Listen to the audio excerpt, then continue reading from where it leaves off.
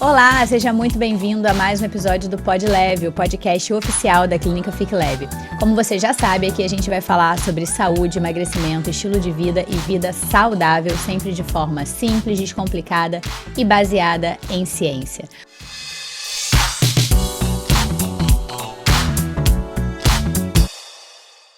Hoje a gente está aqui com o Vitor, meu marido e sócio, e com o Dr. Luiz Guilherme, nosso psiquiatra, que atende conosco na Clínica Fique Leve. Seja bem-vindo, Luiz.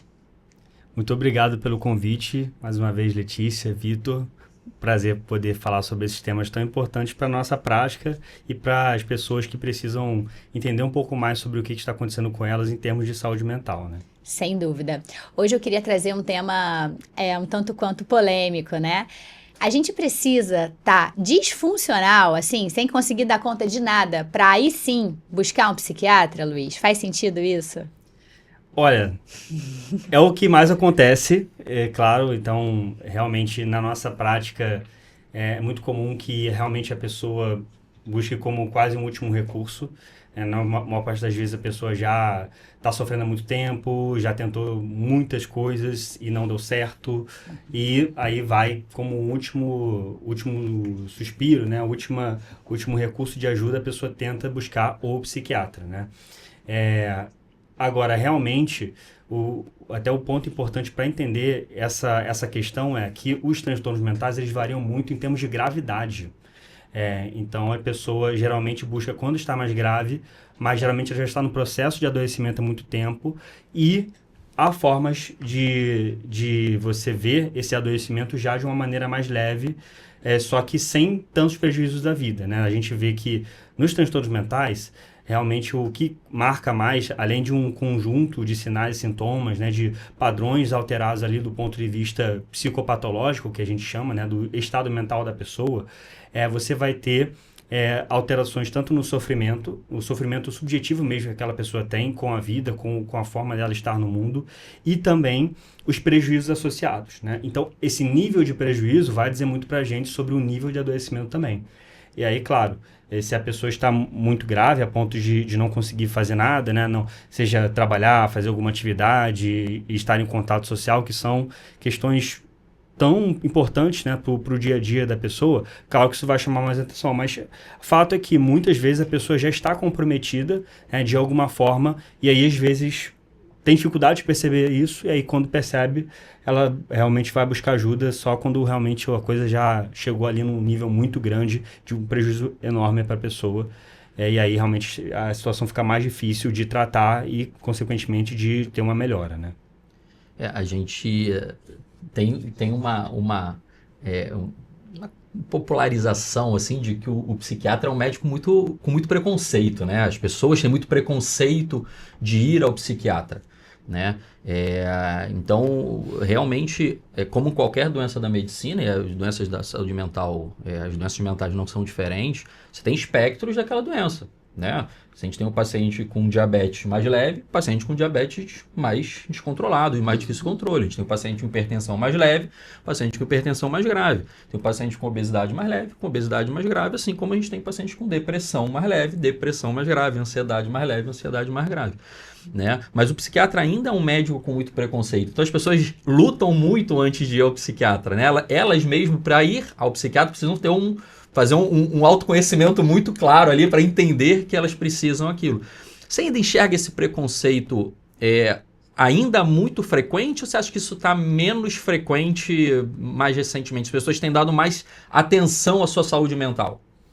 Com certeza as pessoas têm dado mais atenção à saúde mental. Hoje em dia, com o aumento de informações a respeito, né, com as mídias digitais e tudo mais, as pessoas realmente hoje entendem um pouco mais aliás, não necessariamente entendem, mas elas têm uma maior informação, pelo menos, né, sobre aqueles temas.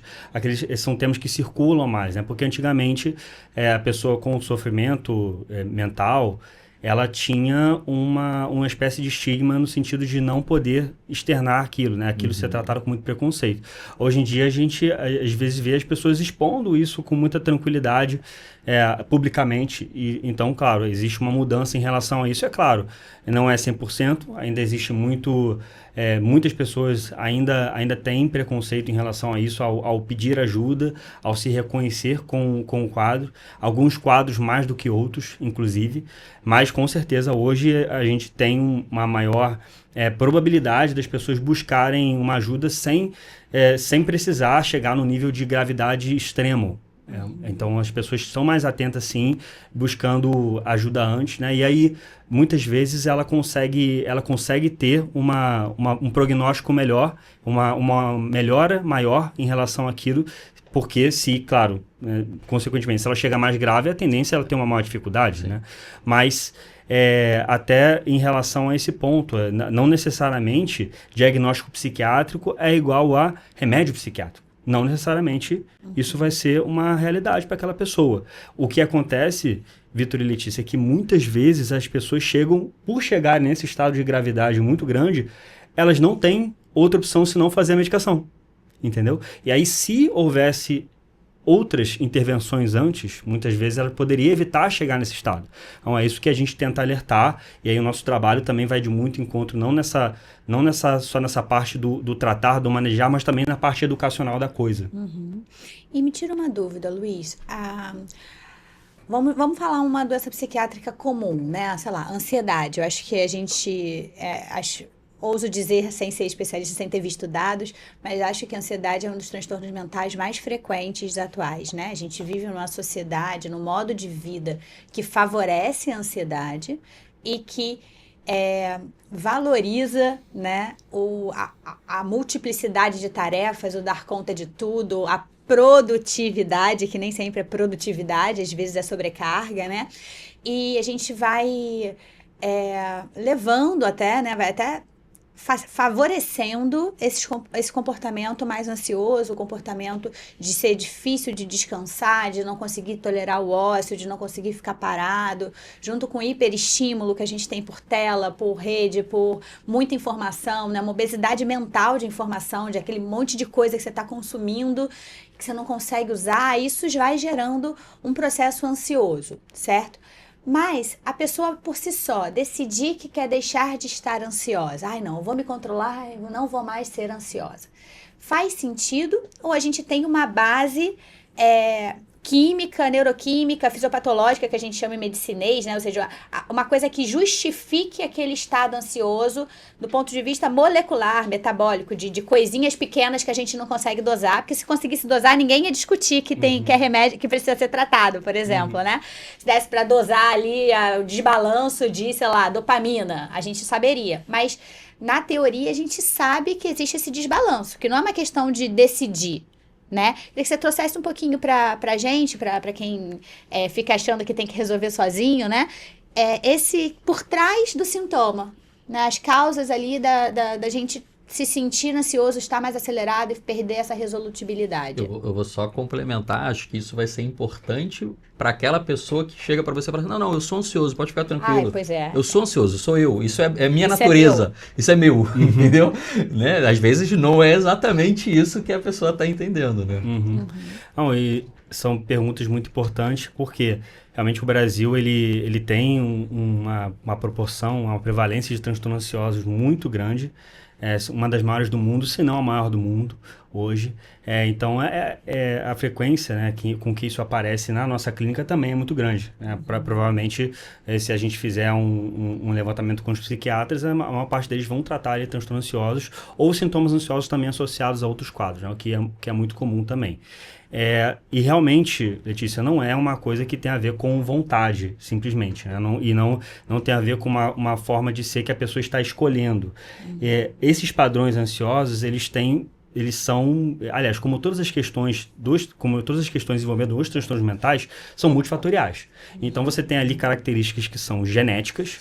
As pessoas muitas vezes já têm quadros familiares, onde já há outros transtornos seja de ansiedade ou não, que também isso tem uma carga genética de alguma maneira, né? Então isso já começa por aí.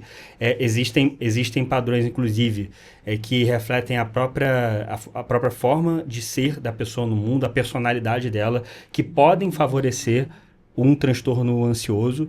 Algumas pessoas, como um exemplo, têm uma expressividade das emoções negativas maior, uma sensibilidade maior às emoções negativas. Isso é uma coisa que é importante, porque a gente ter medo, a gente ter receio de algumas coisas, isso é uma coisa importante para a gente sobreviver, mas se isso fica desproporcional, se isso fica grande demais, isso também favorece a pessoa adoecer mentalmente. Além disso, você tem, claro, questões ali que envolvem o nosso modo de vida, a criação, a questão familiar, né?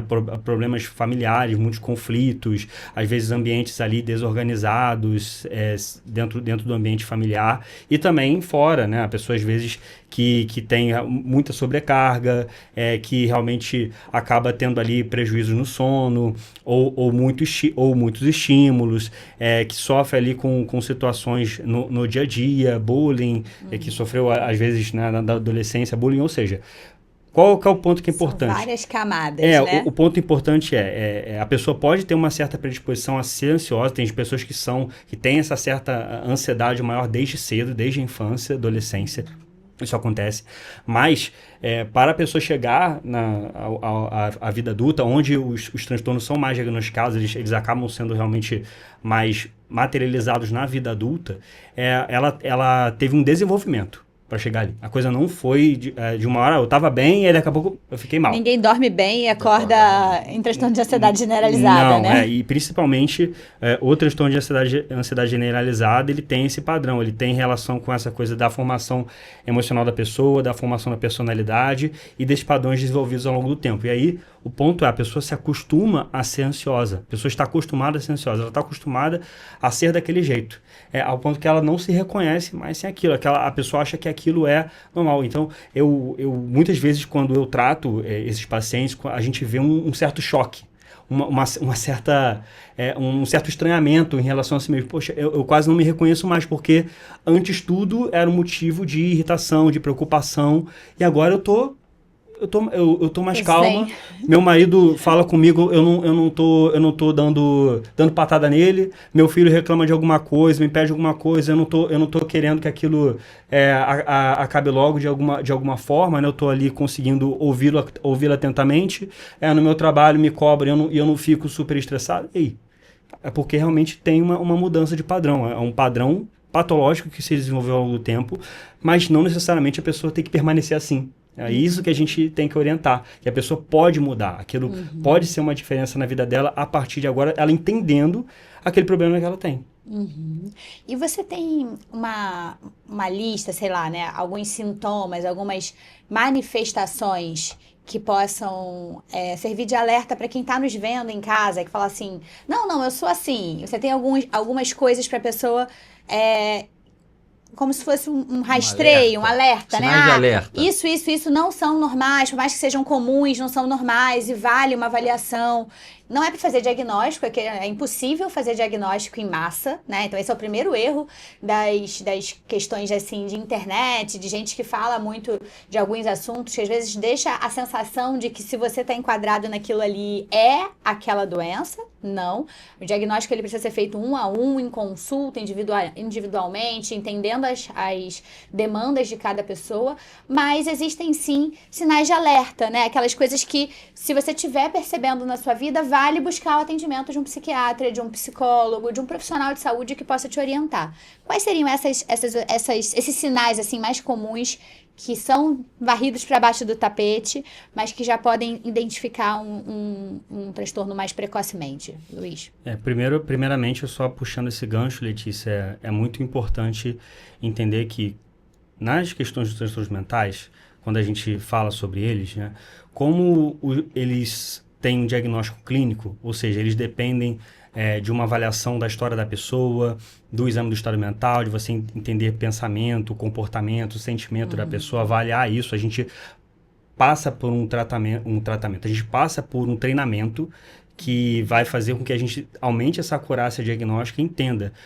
Por quê? Por exemplo, desatenção. Hoje em dia existe muito uma preocupação com atenção. Eu estou desatento, A desatenção pode ter vários fatores, pode ter várias causas. Então, a desatenção de uma pessoa que sofre com transtorno de ansiedade, por exemplo, não é a mesma desatenção de quem sofre com TDAH. Só para tirar o exemplo, que também na mesma desatenção, às vezes uma pessoa que não tem nenhum transtorno. Ou seja, a gente precisa de um inventário em relação a isso, de uma avaliação mais minuciosa dessas questões. Então, por isso que o profissional ele tem o treinamento adequado para poder identificar isso e discriminar. Olha, isso faz parte do transtorno, isso não.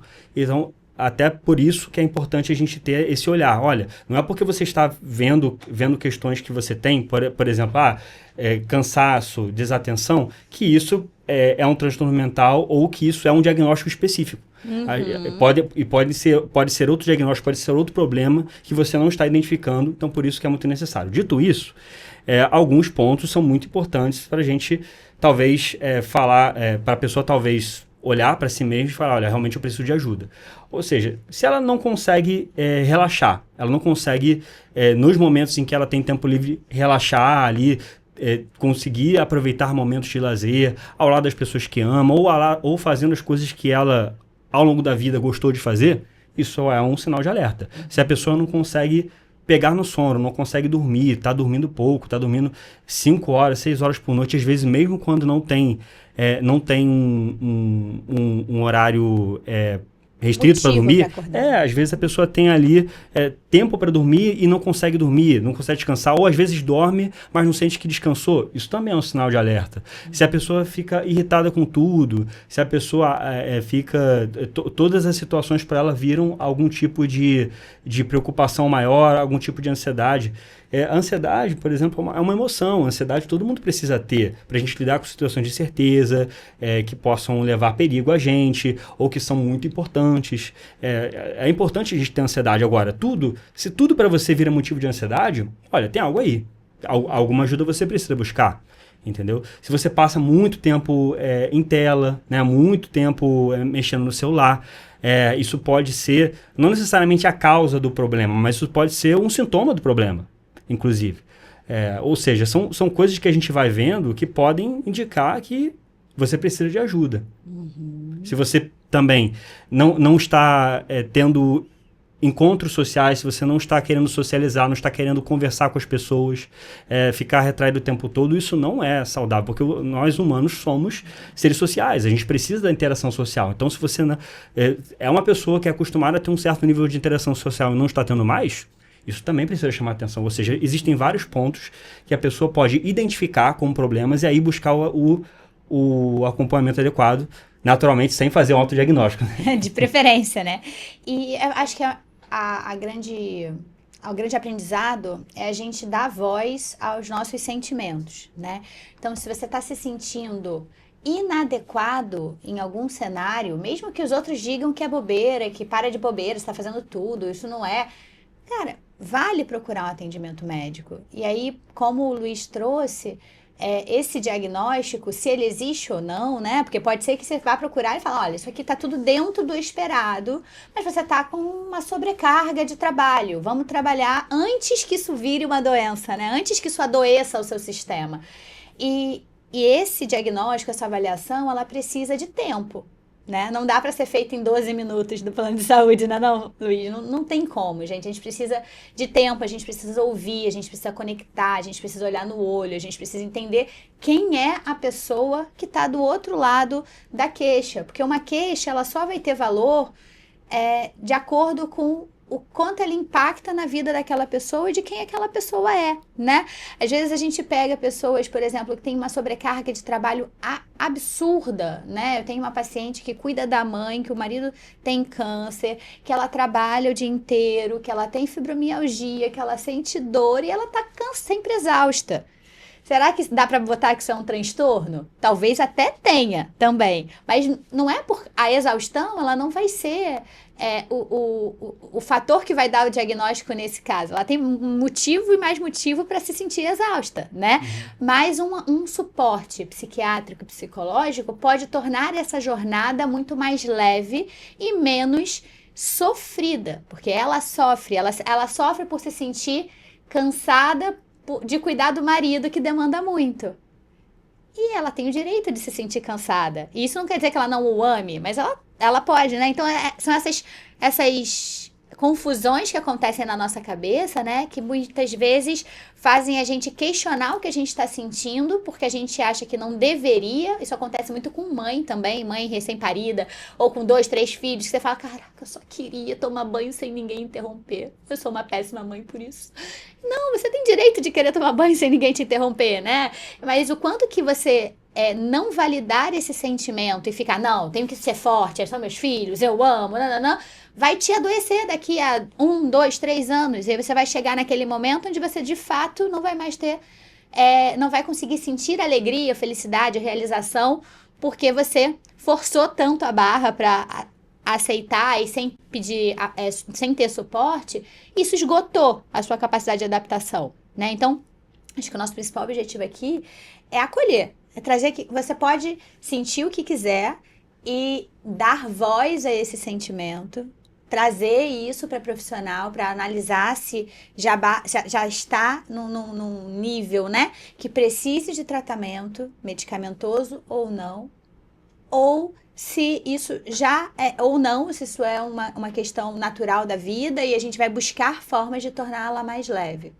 O fato é que não existe só um tipo de tratamento para os transtornos psiquiátricos, nem para nenhuma doença na medicina, né? A gente tem sim os tratamentos farmacológicos que são maravilhosos e devem ser usados quando indicado, mas tem toda uma série de tratamentos não farmacológicos que não tem contraindicação e não tem efeito colateral e que às vezes a gente esquece, a gente deixa de usar. Não é verdade, Luiz? O que de não farmacológico mais tem impacto, assim, de forma geral nas doenças mentais que você enxerga? Um ponto que eu acho muito relevante abordar, pegando o seu gancho, Letícia, é essa questão que o ser humano, ele forma juízo sobre as coisas. Então, quando eu olho para esse copo, quando eu olho para esse microfone, eu tenho um juízo formado daquilo, eu tenho um conceito formado sobre essa situação. E a gente vai se formando baseado nesses conceitos, nesses juízos que a gente faz sobre as coisas, né? Naturalmente, a gente também forma conceitos sobre nós mesmos, sobre as pessoas, sobre como a gente deve lidar com as coisas da nossa vida, como a gente deve viver, deve fazer, como a gente deve, digamos assim, olhar para a nossa história e as nossas questões do dia a dia. Por que eu estou dizendo isso? Os transtornos mentais, muitas vezes, eles carregam alterações nos padrões cognitivos da pessoa. Às vezes, juízos que a pessoa forma durante a vida, esses juízos podem ser adoecedores, eles podem contribuir para o adoecimento.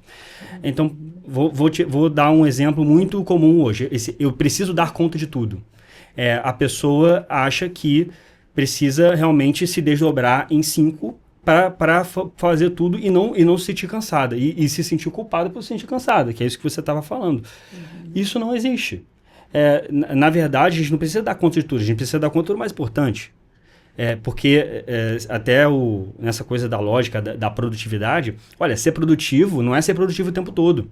Sem descanso, você não consegue ser produtivo. Aí, a gente encontra, às vezes, na clínica, no consultório, no dia a dia, pessoas que se sentem culpadas, achando que tinham que dormir menos. E aí a pessoa acaba, que eu não posso dormir, eu tenho que dormir menos para eu ter mais tempo e tal, sendo que ela está jogando contra ela mesma.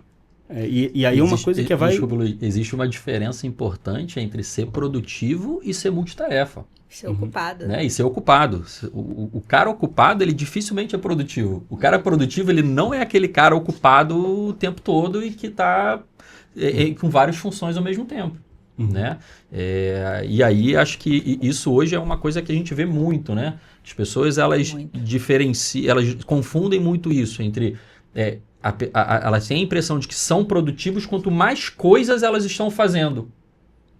Quando não é essa a realidade. Às vezes seria fazer menos, né? Isso. Fazer menos, só que fazer o mais importante e às vezes você ou delegar ou não fazer certas coisas que estão ali gerando uma sobrecarga para você.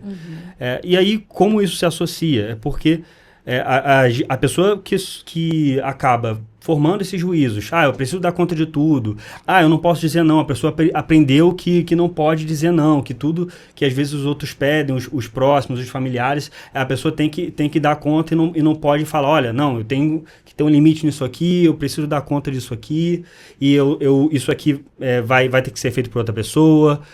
A pessoa, isso vai adoecendo. Por quê? Existe uma relação muito grande entre adoecimento psíquico e estresse crônico. O estresse crônico, a pessoa cronicamente tendo um estresse maior do que ela consegue lidar, ela vai gerando doença. Ela vai gerando alterações, inclusive biológicas mesmo, em questões hormonais, em questões do sistema nervoso, que podem favorecer o aparecimento de transtornos mentais e de outras doenças, como obesidade, hipotireoidismo, várias questões médicas que são relacionadas a esse tipo de problema. E aí, quando a pessoa às vezes chega com uma manifestação de um transtorno psiquiátrico, ela está mais grave, mas você consegue traçar esse paralelo. E aí, muitas vezes o caminho, por exemplo, no acompanhamento psicológico, né, no acompanhamento até educacional mesmo em relação às próprias emoções, ela entender que, olha, peraí, você não precisa dar conta de tudo, tá tudo bem, você pode dizer não para algumas coisas. Isso não te deslegitima como pessoa, isso não te leva a um valor negativo, isso não faz com que você seja menos você por conta disso, pelo contrário, porque você tem que estar mais voltado para as questões que são importantes para a sua vida, o que é prioridade para você.